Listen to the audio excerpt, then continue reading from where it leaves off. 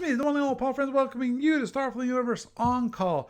And tonight, we've got me, we got Barry, and if you're listening to me, we've got you. So, tonight, we have a nice topic for this evening. But before that, I will say, welcome Barry. Hey Barry, how you doing? Outstanding. And you? Good, doing good. Just at the moment, it's just you and me. I don't even see Dave in the chat room tonight. Must be off doing something else. Or, well, I don't think I even saw last week, but I saw Russ last week. He might show up late. All depends. Okay. So tonight's topic is tournament cruisers, you said, or tournaments? No, tournaments. Not tournament cruisers, tournaments. It's a topic that I've wanted to talk about for a bit ever since Gary brought it up over a month ago, I think at this point. He originally brought it up as a topic, and it's like, I'd love to talk about it. We talked about it for a little bit, but I didn't have a chance to really look into different, think about it and think through, find out, okay, some of the terms we've done in the past, some of the good parts, some of the bad parts, some other ways of running tournaments, so I figured I want to discuss some of those. I figured we start with, of course, the one that you've done, and that is, of course, the Omega tournament. Now, don't remember the last time you ran, if you combined both Omega ships and Alpha or not. I did combine them. Absolutely did combine them. Understood. And the reason was, the reason for that was actually very simple, in that if you limited it to Omegas only, then first of all, you had less options. It was harder to find two people who were willing to play an Omega ship than one person who was willing to play an Omega ship. Understood. And to tell you the truth, in virtually, I'd say 90% of the tournaments that I've used Omega ships, it was playing an Alpha. Very rare is it to see an Omega versus an Omega. Understood. So that was a play test, but that was a play test tournament that was more for play test. Right. And we knew that the Alphas worked pretty well together, and they were pretty roughly balanced. So it was just a matter of, okay, are the Omegas in the same ballpark? Right. But as obviously, if you play an Omega ship versus, say, a Klingon, and it basically gets 3 hexes away, and the Klingon evaporates, and you scratch the shield of the Omega, maybe that Omega is a little too powerful. We might want to turn it down a little bit. On the other hand, if it goes the reverse, maybe it's needs to be beefed up a little bit. Possibly, but at the same time, as I've pointed out before about the whole problem with, I think, Alpha versus Omega when it comes to trying to balance it between each other, is that the Omega systems weren't designed for the heavy drone environment that the Alpha Octant has. Well, yes and no, and I'll tell you. If you go back to the original, I'm not going to say the original tournament. Well, when did they first start with tournament cruisers? Was that in the 1980s? Has to be. I remember. It would have to, because I remember playing tournaments while I was still in college. Volume 3 came out that. I remember buying my first copy of Volume 3, and it was published at that tournament. I got one of the first copies ever. So That was when they introduced the ISC. We were running tournaments way to the heck back then. So the original ships that they built the tournaments from, let's see, I think the current the Module T came out. The current version came out when? The original tournament cruiser? I mean, Or when the current tournament Module T came out when? Is it like in the 90s or 2000s? well, I know that I think the one tournament module I remember was the T2000 module. Though there was probably one in the 90s also. Yeah, right. But did they have any in the 80s? No, I don't think they had actually tournament module, but they did have definitely they had the tournament themselves. Yeah. Because I've went to when Origins was in Philadelphia. I played in the tournament then. I forget when Origins was in Philadelphia. Okay. Yeah, I remember playing a tournament in Maryland in Towson. It was not Towson. Baltimore? It was further south. It was on the Beltway.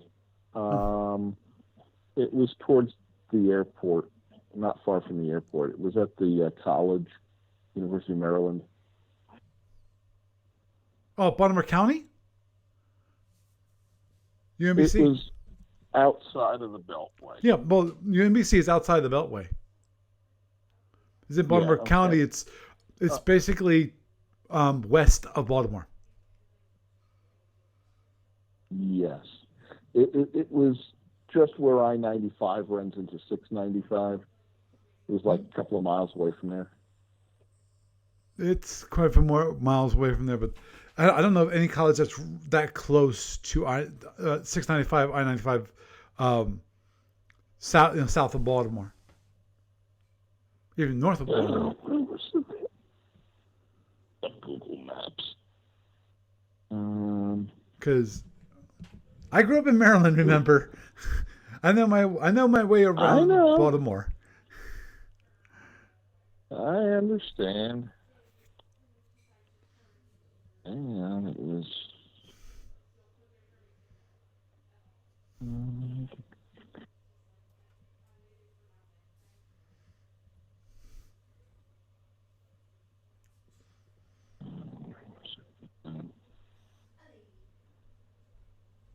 It was University of Maryland, Baltimore County. Right. That was right off the west of Arbutus. Arbutus. Wilkins Avenue. I remember it was on Wilkins Avenue. Mm-hmm. Yeah, that's And I remember meeting Steve Cole, and I bought like one of the first. He bought the first copies of Volume 3, and I bought a box set there. Wow, you got into Starfleet Battles, I think, before me. Because that's for me. I got into Starfleet Battles in '84 or '85. Forget which. I remember going down to Complete Strategist in Center City, Philadelphia, and they had the Volume 1, Volume 2, Volume 3. I was like, holy cow! Oh wow! They had the Commander's Edition. And I remember in that tournament, at the end of the tournament, the judges came out and they had a little round table and they talked to everybody there. Mm-hmm. And they said, okay.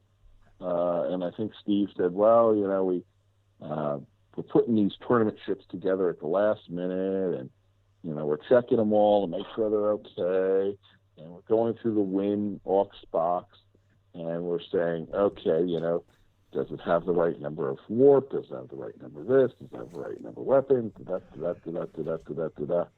And somebody was saying, guys, it's a 2/3 mover. And we just ignored this guy.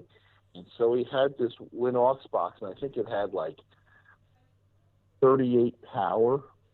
Right. on a 2/3 mover.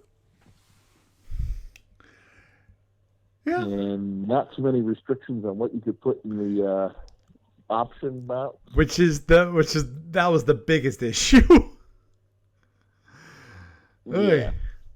Wouldn't worry about And photons, but it was it basically everything it ran into. And some people were smart enough to go, oh, that's the ship to take. And lots of people took that, and it was like when they were down to 8 ships left in the tournament, 7 of them were win box boxes. Dang. And there was one Klingon, Mm-hmm. which ended up winning. And of course, the guy running that Klingon called it the Wind Slayer. I really have to look back in the old captain's logs because I'm sure it's written. Because I believe it or not, I remember reading the write-up of that. I remember when you said that. It's like, yeah, I remember that. That there was one Origins where 7 out of 8 were win boxes, and the captain who got the gold hat, had to fight these wins, and he was slaying them one, left and right. Yeah. Dang, it must have been annoying. Yeah. Well, you got one of those. But I'm thinking that would have been what, 1987, 88, somewhere around that time frame. That wouldn't surprise me.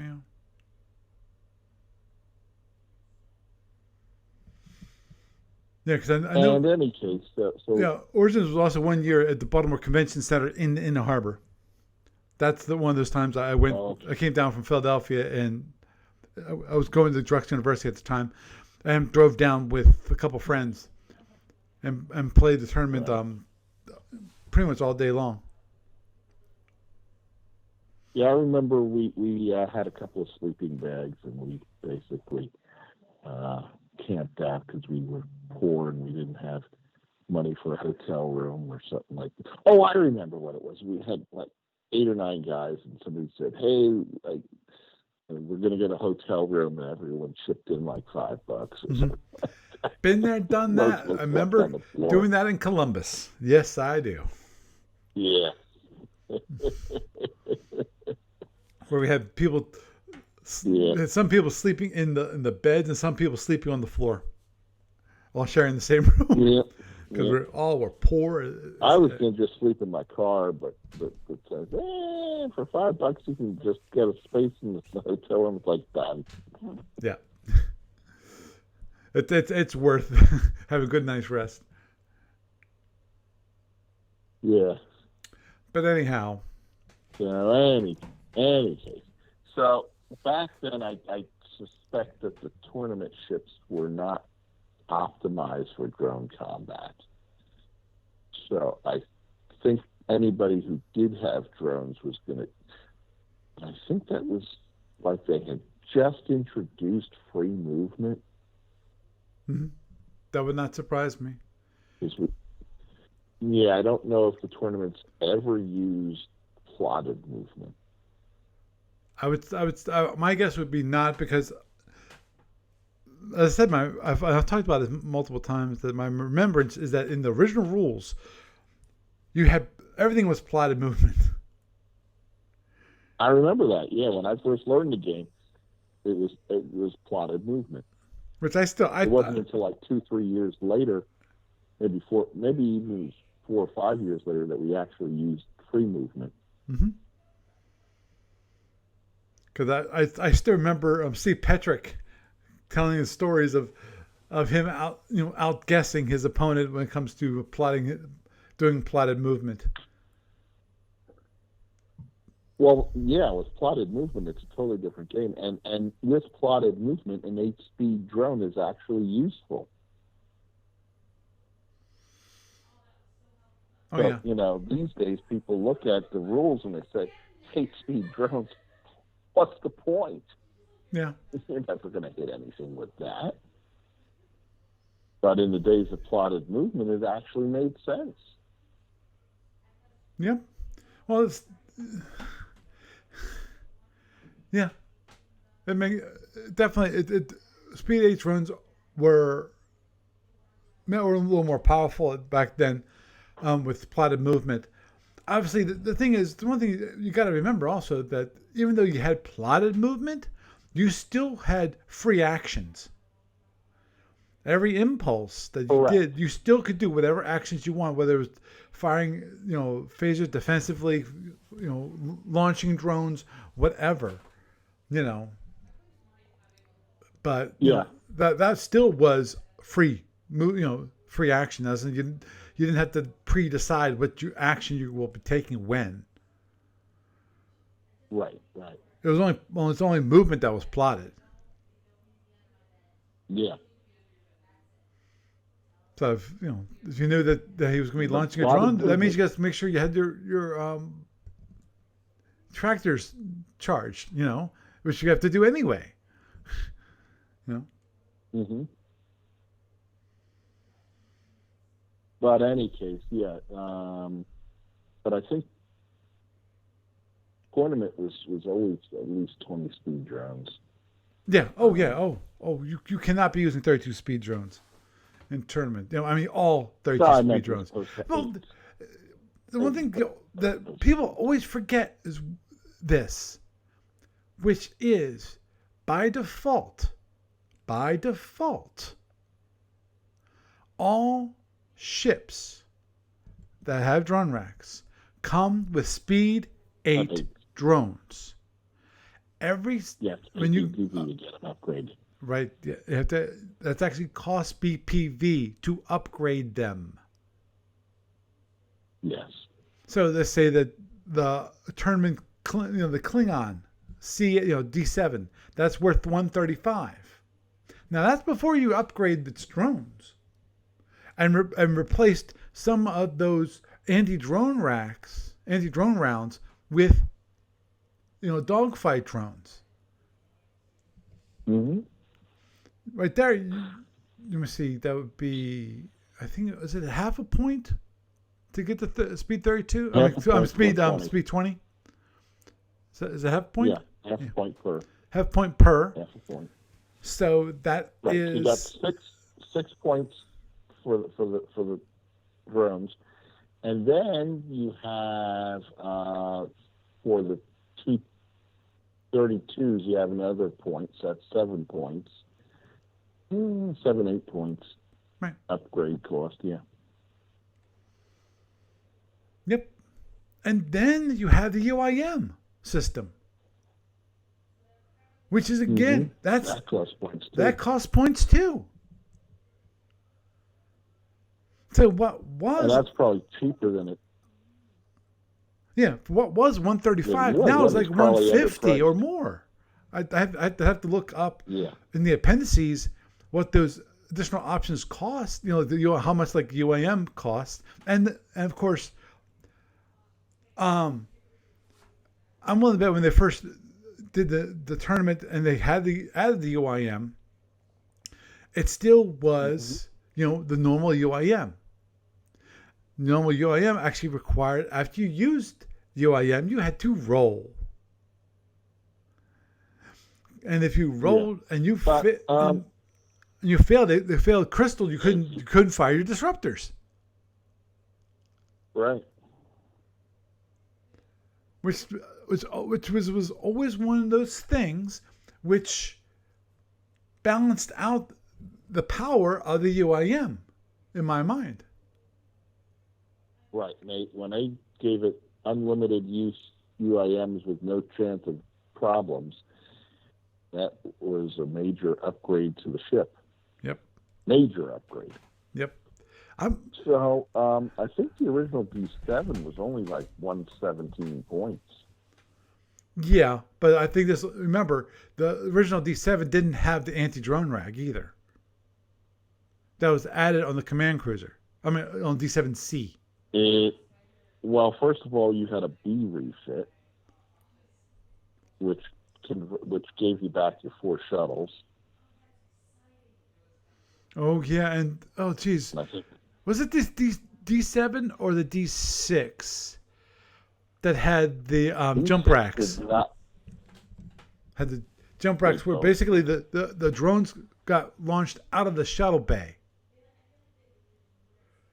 The D6 did not have the wing phasers.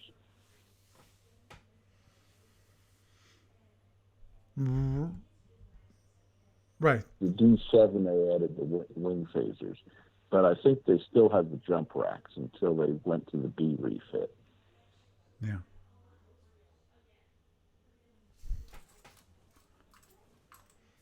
Dang. But in any case, yeah. So getting back to tournaments, right. So those original tournament cruisers were probably not set up to handle a heavy drone environment. Well, and if you took some of the tournament cruisers from the early days and played them up against modern tournament cruisers, they'd get walked all over. Right. Well, but again, the whole thing, one of those things that was added as an artificial limit as part of the tournament was, of course, the tournament barrier. So you didn't have there was no floating map where you could actually run around the board and then shift. Because in theory, this is open space.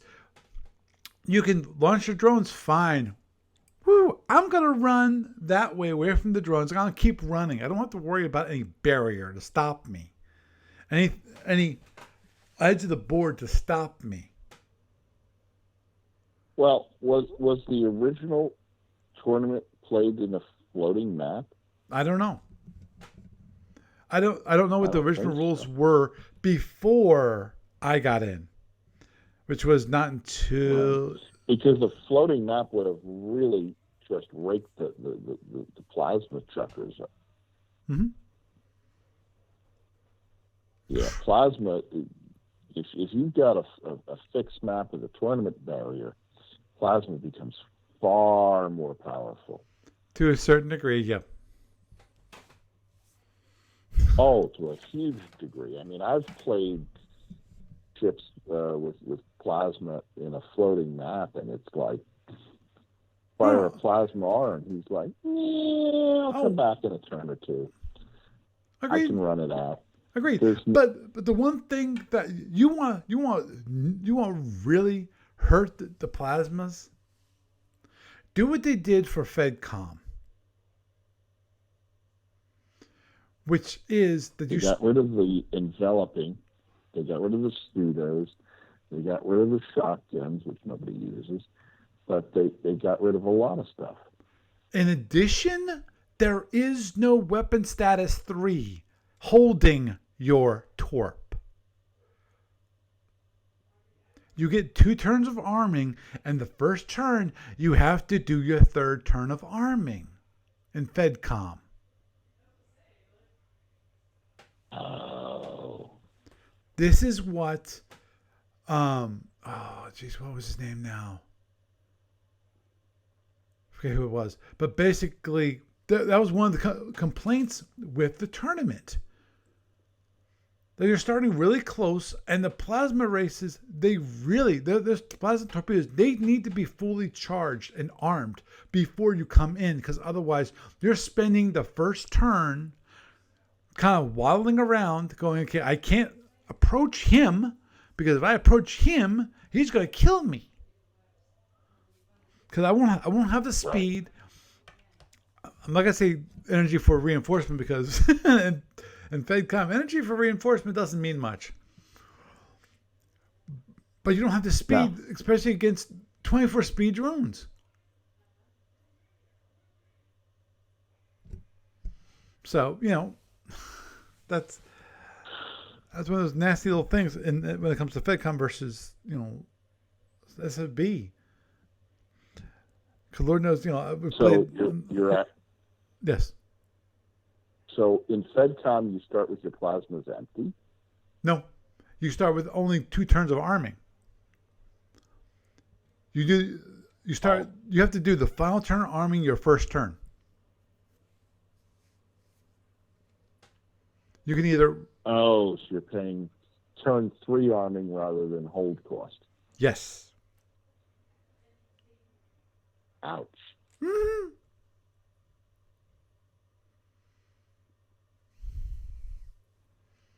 Ouch. Yeah. It's a bugger of an issue with FedCom and Plasma. I'm not sure why in God's green earth they did that. I really don't.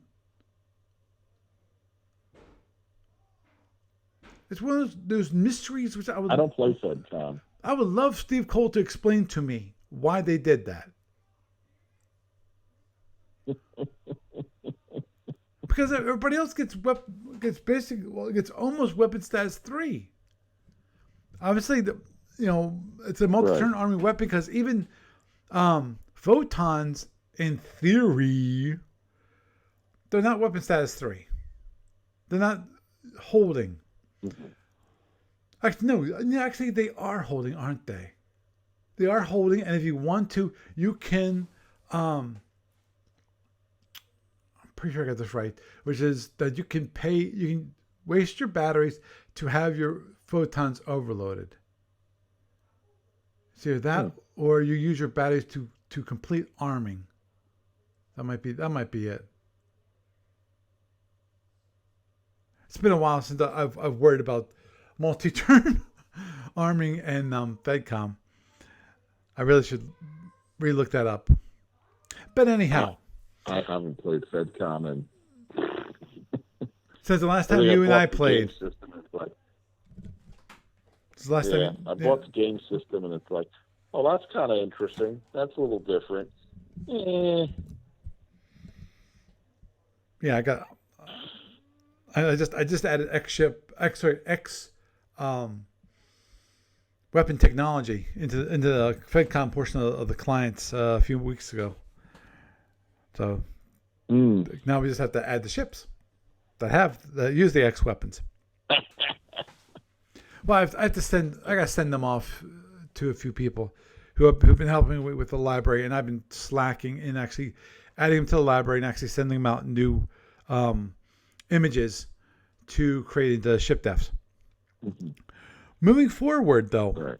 I want to talk about one which we did one time and never did again.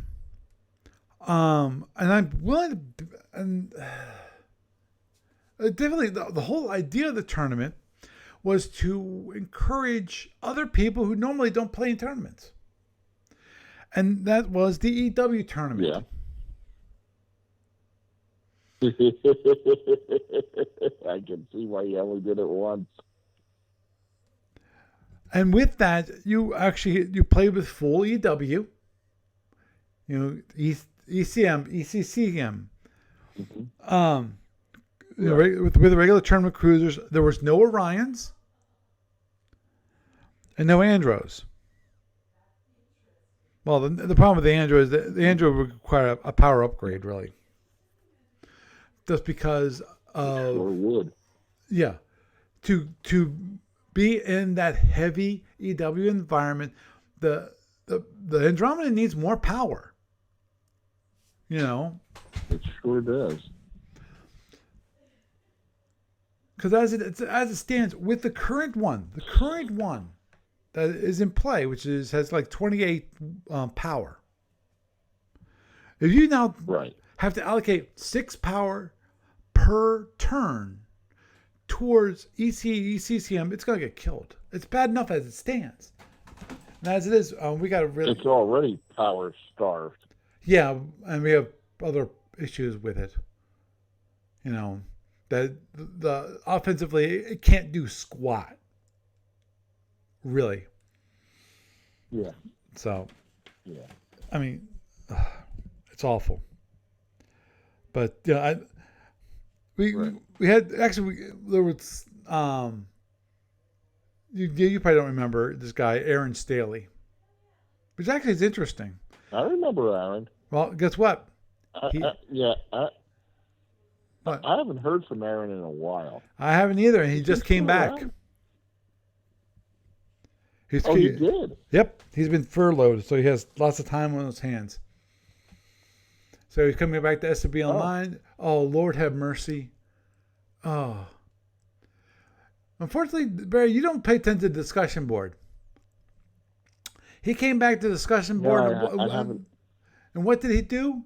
He starts picking a fight. So what happened? He got banned for a month.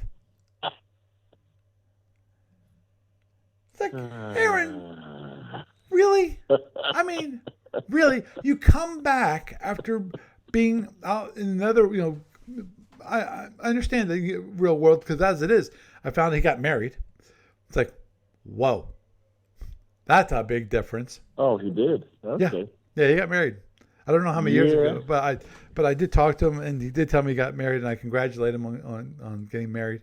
I don't know how many years ago. I didn't get. Lord knows, my wife would. I'm glad she doesn't know about it because otherwise she would be bugging me about details. She hates that when I go to the doctor and I don't ask all the questions that she would ask because she wants to know everything about everything. Oh, why do I need this test? I don't know. Because I had to get this test from my podiatrist, and because I have a fungus, I figured it was a fungus growing on my foot, on my toe, Oof. and it is. But he come to find out, I went back after the test results, and he said, I asked him, why did you need those test results? And he said, well, the problem is that the medication that I might give you, it really works your liver hard. So it's like Turbofine or whatever. I forget what the medication is, but it works your liver hard. So he wants to make sure nothing wrong with my liver to begin with. I've actually taken that medication. Yeah, it is very difficult on the liver. Yep. Which actually I got to contact him again because I only got. So that medication is very effective, but 72%. Wear off any alcohol for a year. Well, I have been drinking alcohol for 4 years. So. None at all? Well, the only alcohol I drink is Sacramento wine. Oh, yeah. Well, that's like the thimbleful. Exactly. That's it. I don't drink beer. I don't drink wine. I don't drink Jack Daniels, which I used to drink often. I had a beer this year. A beer. It was last month. Wow. Heavy drinker compared to me. Oh, yeah. And so Monday I'm flying out to Utah, Salt Lake City. And my boss said, well, if you're a beer drinker, there's some interesting alcohol laws out there. And it's like, it ain't going to affect me. Yeah, Mormons. Yeah, Salt Lake City and the Mormons, Now, I will say one thing. If I get upgraded to first class, and sometimes they do that, if I get upgraded to first class, they will generally give you one alcoholic beverage during the flight for free. Right. And I will drink that. And that's usually I always get a Bailey's and coffee. Oh, okay. Yeah. Cool. I probably just asked for a Diet Coke. Hey. What's that? I probably just asked for a Diet Coke. Oh. I rarely drink Diet Coke these days anyway. So. What's that? I don't drink that much soda as it stands. Usually it's either coffee I don't drink any soda at all. Or tea or water. Coffee's good. Or seltzer water. But I figure, but Bailey's and coffee is a good drink to have on a plane because it's going to be at least 3-4 hours after you have that drink before you're going to actually be behind the wheel. So if you have one drink and now you wait 3-4 hours, you're long past the point of being safe. Right. At least for someone my size. Oh, understood. So that's one of those interesting tournaments. Another one which I can't remember if we played or not. I think we did. It didn't. Actually, I know we did. I think we tried it once, maybe twice. It's always difficult because of a balance factor, which is the frigate squadron tournament, where you had 3 ships, with commanders' options for upgrades, and then for the various empires, and to try balance it out using BPV and all. And obviously the problem with some frigates, not all frigates are created equal, as you know. So no, they're not.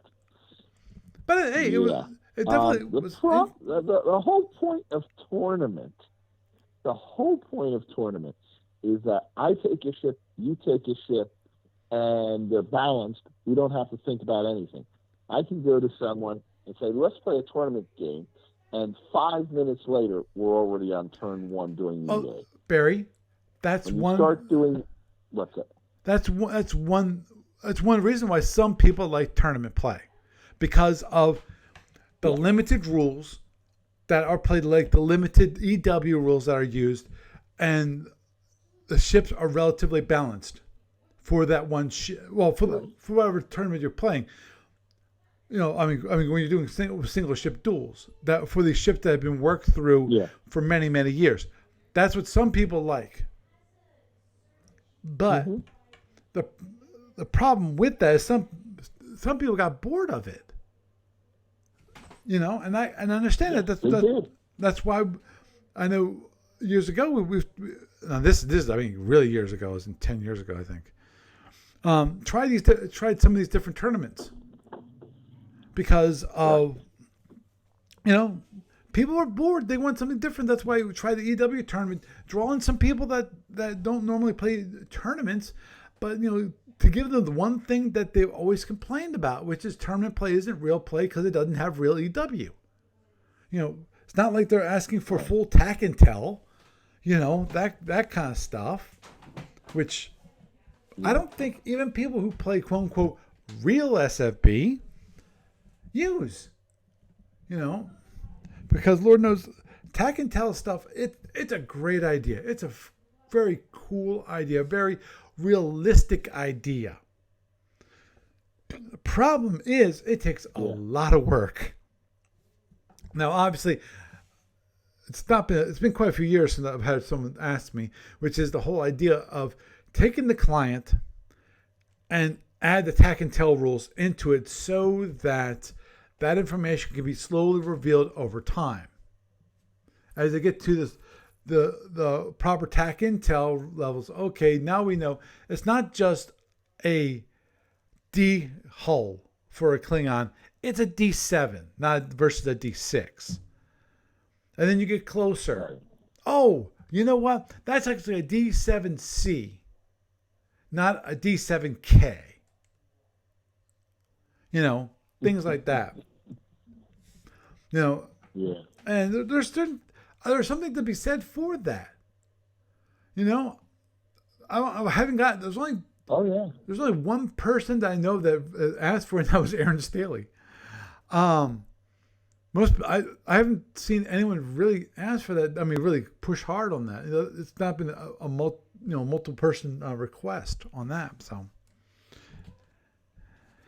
It is what it is. I'm going to, I'm going to go right to. I got one.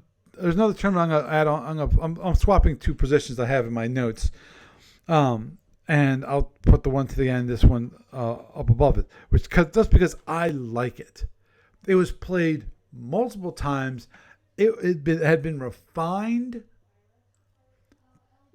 to through quite a few iterations, and I think they would definitely do a good job on it, which is the FedCon tournament. Now, this is not a normal FedCon tournament, which Ken Burnside came up with, and Lord knows. I think, here's the honest thing. I think Ken Burnside's idea of a FedCon tournament would have worked out. There's only one big issue.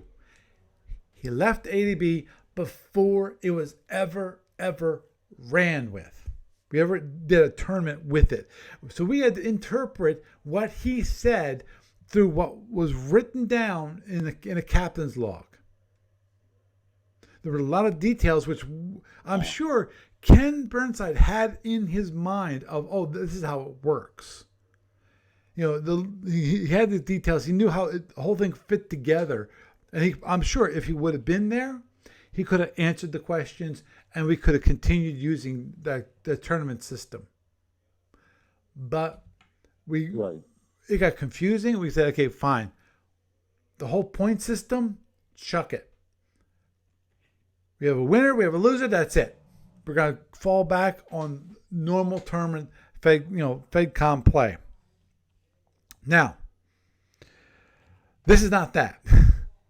This FedCom tournament, you are given, you still use victory points. Use victory points to define who is the winner and who is the loser. Obviously, one person has 3 ships and they blow up 2 of the other guy's ships. We got kind of an obvious winner there. But there's other times which are closer. Okay, so you got two people. They both have one ship gone. I forget if there's a time. Don't mind me. I'm just looking at it real quick. Which I don't remember. I'm checking here. Because it was on the online client, the combat took place on an 84 by 60 hex map. So it was a large map. That is a large map. Yep, but does not float. The forces begin within 1 hex of 2924 and within 1 hex of 5537. So it's not, so they're both around the same edge of the map. And yeah, near the bottom of the map, but they're like 35. No, not 35. They're 26 columns difference, which makes it probably around 30 hex. They started 30 hexes apart, so, but it gives you some breathing room to run around. Right. And time limit. There's no time limit in terms of hours, but there's a 10-turn time limit. Each match between them shall last 10 turns or until one player concedes. So if after 10 turns, we look at see, okay, who's crippled, who's not crippled, how many ships are destroyed, and so forth, and you base the winner off the victory points at that point. Now, each empire had a modifier. So that meant, in this case, Orion Pirates are worth 1.10. So you take what the BPV is on the card, multiply it by 1.10. So there's a 10% penalty for Orion Pirates. So they cost 10% more than what's on the card. In this play, in tournament play. Fed, Hydron, and Zinti, they had additional 5%. So it costs, every ship of those kinds of those ships costs an additional 5%. Now you're limited to it has to be between 275 and 300. It can't be less than 275. It can't be greater than 300. And there's a 2-ship minimum. And Hydrons, they only get a maximum of 6. Took me a moment. Fighters. No more than 6 fighters. So you can't have, Hydrons with 2 ships and lots of fighters. Nope, can't do that. The Fed, I said the Fed, Hydron, Zinti, they all have a 5% penalty. The Frax, Klingons, Leons, and Tholins, they don't have any penalty. The Gorns get a 4% discount. The Romulans, Centaurians, and Winds, they get an 8% discount. Meaning that, for the discounts, those ships are, in this case, 8% cheaper than what's on the BPV. And overall, the tournament ran well. Now, the last tournament that ran like this was back in 2012. So it's been a while. It died out around 2013, 2014 is when the tournament died. That's when people dropped off when it comes to FedCom online play.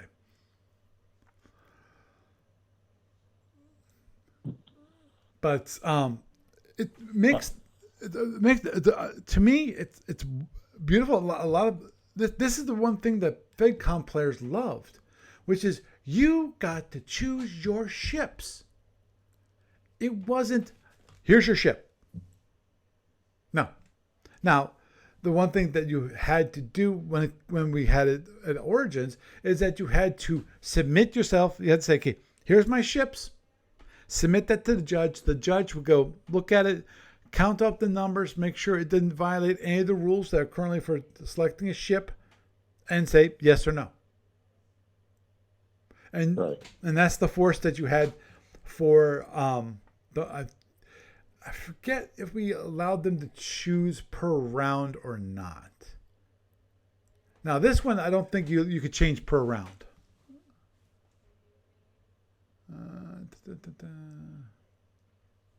Just looking at it from again, right? Okay. Yeah, it looks like it doesn't say, but I'm pretty sure it's after you chose it, that's it. You're stuck. But weapon layouts and weapons may not change over the course of the tournament. I.e., if you pick Orion Pirates, you choose your weapons, the arcs, where they're located and so forth, and they're stuck. You cannot change after you select your weapons. So let's say you chose something that's really good against a plasma chucker, and right. You're up against Fed. Yep. Exactly. So you had when it comes to Orion Pirates, you had to be a little more flexible in your selection, which is see this is the one thing unlike the regular tournament where you have Orions have two packages. You only have one package for this one, and note something. Thank you, Kamar is the way I'm going to pronounce it. It's CMAAARRR in the chat room on Twitch, and he just mentioned that he liked the concept of the flexible ship choices, flexible ship choice in the tournament environment, and that's true. And I said that's what people who love to play FedCom, that's what they loved about the whole idea of the FedCom tournament, is that they got to select the ships. They created their quote-unquote fleet, 3 ships, 2 or 3 ships, the quote-unquote fleet's more of a squadron. And then you played those ships out. So you weren't forced to choose, I was going to say Empire, but that's not quite true, because in regular tournaments, you have the flexibility of, if you're Romulan, to choose one of the 3 Romulan type ships. But still, it's still very limited in options. Right. Now, the last tournament I wanted to bring up is not a tournament per se, like EW or Fighter Squadron. It is a way of playing a tournament, and that is having a double elimination tournament instead of a single elimination tournament. So basically it ends up being that you have to lose twice. Now, for those of you who are watching the video, let me see, does this expand? No, it doesn't expand. Okay. Oh, this does here. Nope, that doesn't help. Okay. I was hoping it would help.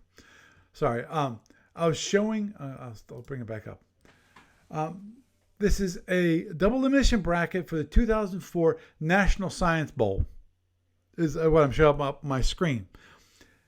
And to say at the very least, it's a little bit complicated. And Barry, I'm sure you've never played a chess tournament, have you? I've played chess before. Okay. Because I know some. Yeah. They mentioned in the Wikipedia article I was reading about the whole in high school. I was actually the president of my chess club. Cool. The only reason I mentioned chess is because they mentioned in the article that chess tournaments they do double elimination, and the way they have matchups is based on how good of a player you are. Just like right. Like the NCAA tournament, where you might have the best versus the worst in that bracket. But in this case, this is a double elimination tournament. If you look at it and how complicated this can be, but the whole idea is that you don't have a single game which defines whether you go forward in the tournament or not. Let's say you had it's almost it kind of reminds me of the playoffs in baseball. Unlike football, if you have football, you have a bad game, you're out. You're done. Single elimination, you're gone. But in baseball, you have a series. The playoffs, you might have. Well, the other thing about baseball is that you can play baseball and you can play it like 4 or 5 games, 6 games a week, whereas football once a week. If you try to play more than that, you're going to beat up the players. Oh, so there's so many more games in the season with baseball. Oh, understood. But the point I'm trying to make is that baseball, if you have one bad game, you're not knocked out. Right. You'll still continue on. You still have a chance of coming back and winning, and that's the same idea with the double elimination tournament. Bracket. Yes, I agree. Sadly, it's getting to be that time where I need to go to bed. So you're going to turn into a pumpkin. Okay. Understood. Yeah. Now, the good news is next week, assuming I get out of work on time on Thursday, is that I will be Mountain Time. So. Cool. Hopefully we'll roll the dice and they'll be and you'll hit with both photons.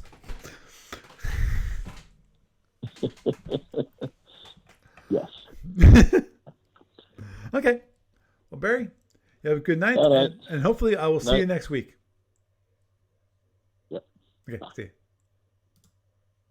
Oh, he's gone. So I'm just gonna finish up my thoughts on the double elimination tournament. As you see here, okay, obviously you have the normal brackets here. So first, second, third, and then what happens is, let's say in this case, okay, George Walton versus A&M whatever Const. I'm not sure what the abbreviation is for. You have the loser, which in this case was George Walton. He gets put into the losers bracket. And then, okay, in this case, George Walton, they won. So then they played the loser for the 11th round game here. So in a later round, okay, Thomas Jefferson, Pordre? Yeah, Pordre, I think is how you pronounce it. They lost in the second round, but they were not eliminated.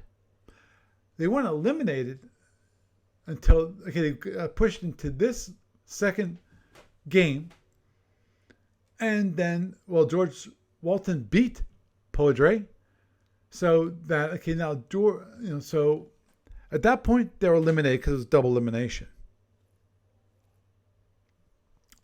But now, you have there's another one, Montblair. They win here, here, here. Then they lose on their third round game. Well, guess what? They get thrown into this bracket here because of it's, again, third bracket of wins. Okay, you got the loss, you're in the loser bracket, then you go again. Well, okay, they get lost. Oh, but guess what? They won in the quote unquote, I call it the losers bracket, but that's just let's call it the loser bracket because you don't get to that bracket unless you lose. So let's get a losers bracket just to make it clear between this is all wins and this is wins and definitely a loss and possibly some wins. In the case that they come in here, they lost this game here, so they get put into this bracket here at this stage. They've played against North Hollywood, which lost and then won, and then they got eliminated by Mount Blair. I'm sure I'm totally maligning this, and so I apologize for not getting these right for those of you who.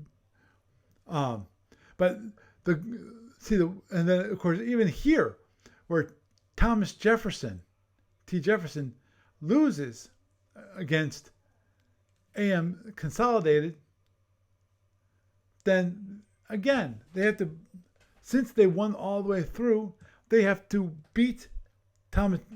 They're now in the losers bracket against AM Consolidated, who's now in the quote unquote winners, and then plays. So even the one team that won, and they lost in the semifinals. Right here, this is considered a semifinals. This is not the finals. This is the semifinals because it's double elimination. They have to lose twice, which means that in this case, AM Consolidated has to beat them twice. So that makes things a lot more complicated for 16 players. So in this case, in theory, we could use this for our current Sapphire Star tournament. If we wanted to have Sapphire Star tournament to be a double elimination tournament, because it is the perfect example of exactly how to represent it, how to run it. Now, as was pointed out in this, obviously the pros and cons of the double elimination has some advantage over single elimination. Most still be the fact that third and fourth places be determined without the use of a consolidation or classification match, which basically it just defines whether you're third place or fourth place. You play an extra game, which means nothing except for that you're going to be either third place or fourth place. Obviously, if there's money, if there's a money difference between third and fourth place, you care. You might care. But, if it's a third and fourth place just for bragging rights, you might not care that much. Of course, some terms like tennis have seeding rounds, have seeding to prevent strong contenders from meeting until later rounds. The whole idea is that you have the strongest meet the weakest, just like the NCAA tournament. Disadvantage, of course, compared to single, that takes you have to play at least twice the number of matches that would normally be conducted, since each player has to lose twice. So the tournament ends when one player. So the tournament ends when only one player remains. And the tournament with N competitors, there will be at least 2N minus 2 or 2N minus 1 game, depends on whether or not the winner was undefeated during the tournament. Oh, geez, that does bring up an interesting conundrum because what that means is here. If AM consolidated, if they would have lost, then at that point, T. Jefferson wins. So you don't have the additional game against these guys. Because A&M consolidation would have lost twice.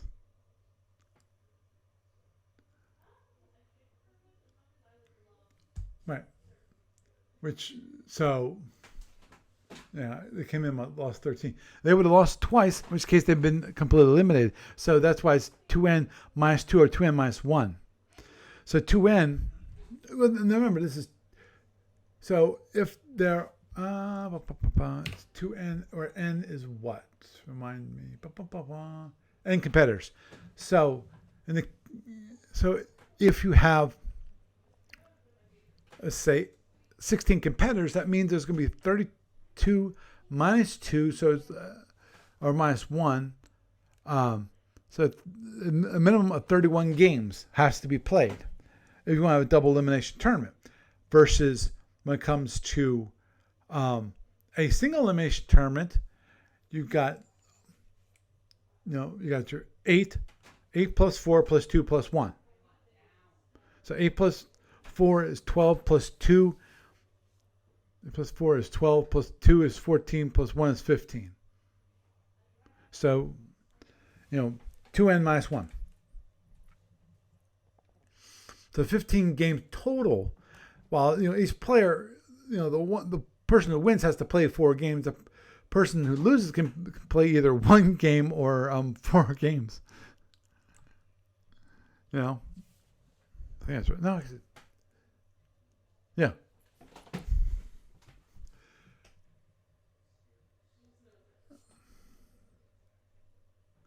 Yep. I totally agree, Kamar. He's saying this, so those of you who are not on Twitch might want to know what he said. And that is, he said it's complicated, or they said, because it could be a she for all I know. I apologize if you are female. They said complicated but interesting. I wouldn't dismiss it due to its complexity. I can see some players being engaged by being able to have a second chance, and I agree there, especially if they felt they had a major tactical error in the first game that caused them to lose. Oh yeah, and of course, and here's the thing. Here's the thing. He identified himself as a he. So this is the thing about also with single elimination tournaments, which is, especially with SFB, there's one major thing that you cannot control. Dice. You've got randomness in that. Lord knows, I played against a Gorn. He bolted 4 plasmas at my Andromedan. The only reason I won, he missed with all 4. And I was be able to come around and hit him again on a very weak shield second time around. And in that case, actually part of it, I think the guy, David Zimbers, that I beat him, the reason why he conceded was I don't think he remembered that I wasn't playing with TRs, I was playing with TRLs. Or TRHs versus TRLs. I was playing with TRLs. And so he didn't realize that I was going to get like half the damage that he expected me to get. So, which, as I said, it's one of those games, I'm not sure I won honestly. Meaning that it might have been, he conceded. It's like, okay, I'm not sure exactly why you're conceding, but he conceded. It's like, okay. But, I think the double elimination could be something that's interesting, especially, Of course, the big thing is people have to be willing to play more games. At the very least, play an additional game to be completely eliminated. We'll have to wait and see. Obviously, the one bad part about that, in my mind, is one of the things that currently we try to do with the Sapphire Star tournament is that we try to get it done as quickly as possible. And what the second elimination will do is it will add at least one more round of gameplay. Because if you look at this right here, you can consider that a single elimination because this is just the winner's bracket. So what this did is it added for this, which this is the worst case scenario. It adds an additional 2 games, which is this game here and this game here. So instead of having 1, 2, 3, 4 rounds of play, you have 6 rounds of play. So it makes the tournament run 50% longer because of the end is not the end. And as I mentioned, this tournament bracket, where you actually have to play twice because of the winner of the winner's bracket lost to the loser's bracket, and therefore they need to play again just to say, okay, that person lost twice.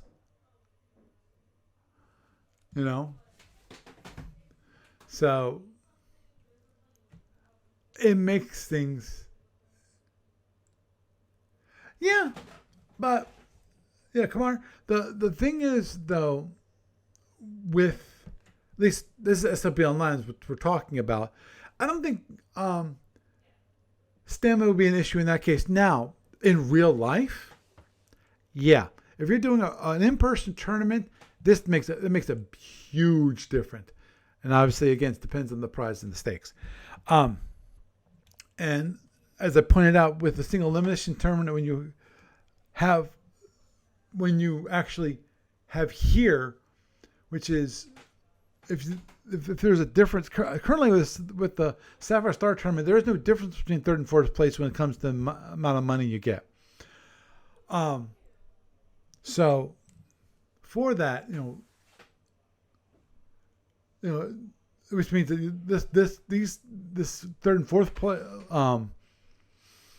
prize winners, placers, they don't have to play a consolation game to figure out who is third place and who's fourth place, because the prize money doesn't matter. The Sapphire Star tournament is what I'm talking about. Obviously, as I pointed out before, sometimes that does make a difference. In which case, there is a reason. Because in some cases, in the case of Olympics, you have a consolation game, and that makes a difference because third place you got a bronze medal, fourth place you get nothing, honey. I'm sorry, you get nothing. So. The double elimination tournament does have some really interesting things behind it. And as I said, it can add up to 50% longer to the tournament. Online, I don't think that's a big of a deal.